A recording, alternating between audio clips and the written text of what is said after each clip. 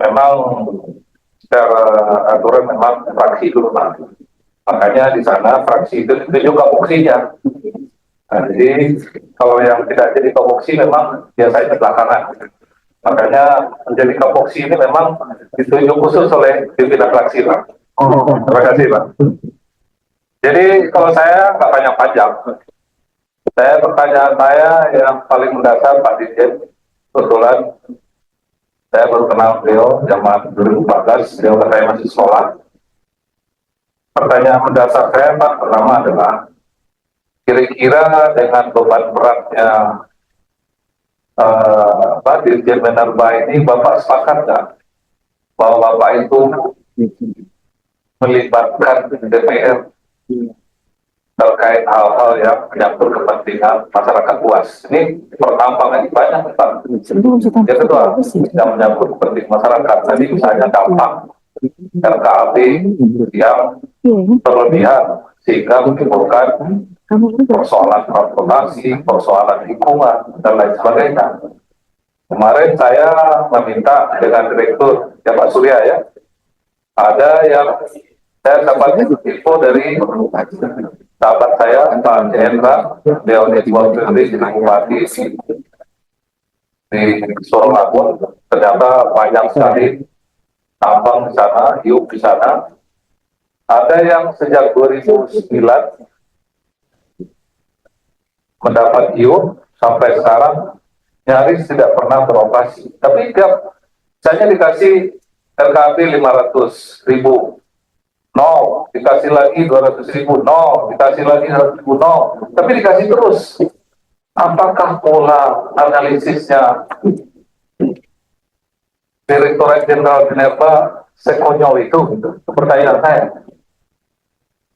Orang yang sudah berkali-kali dikasih terus tidak bekerja, jangan cuma ini kerjanya cuma ngurus izin aja.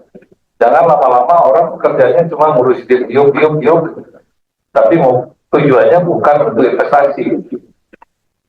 Jadi dulu Pak, kita harus lakukan dulu pemahaman yang sama.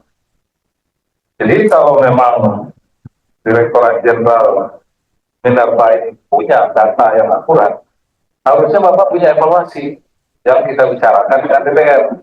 Ini sebaiknya di mana ini? Apalagi sekarang kita ada pajak ya, Pak Ketua ya.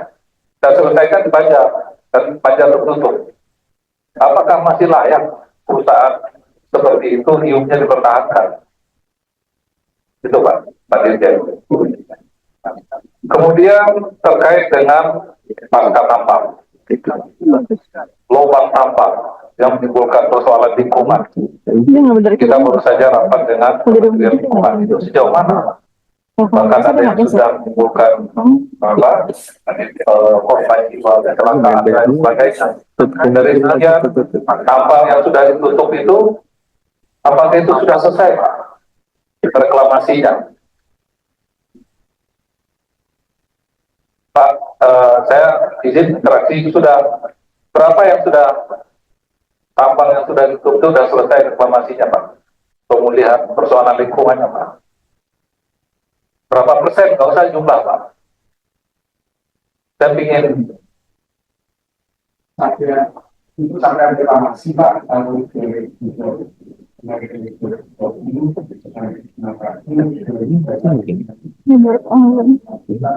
maksudnya sudah berapa persen Pak? Jangan angka.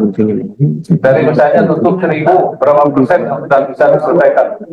Kalau sampai reklamasi dari 9 juta itu berapa? 9 juta? Bukan, ini yang tutup pasca tambang ya. Persoalan lingkungannya gimana Pak? Beres semua? Kalau kita kami Pak, kalau 2024 itu kami akan melakukan paling susah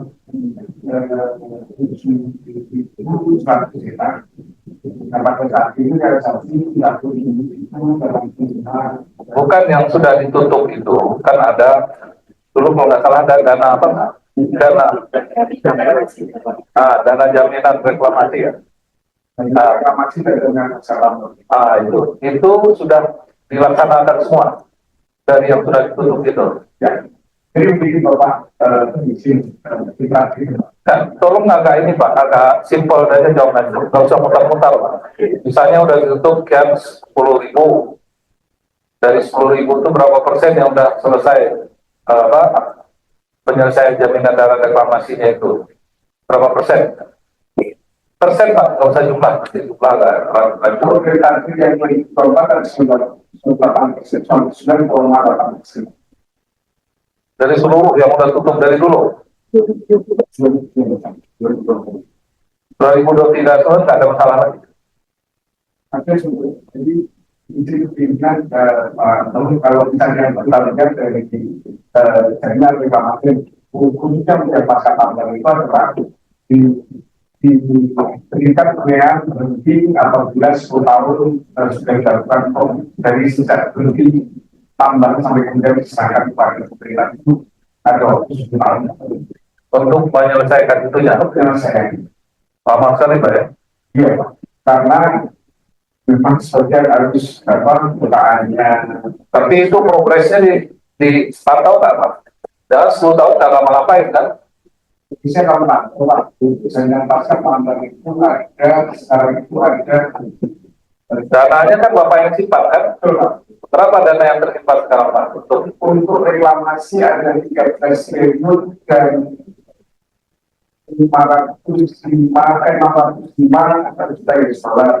Kemudian untuk pasca tambang ada 3 triliun dan 505 Dari reklamasi yang sekitar 15 triliun, 13 triliun, itu sudah berapa yang digunakan? itu yang ada jaminan yang belum dicairkan. Ya penting belum digunakan kan? Perlu kita selesaikan masalah ini. Berarti kan persoalan lingkungannya harus segera kita selesaikan. Padahal dananya ada 13 triliun.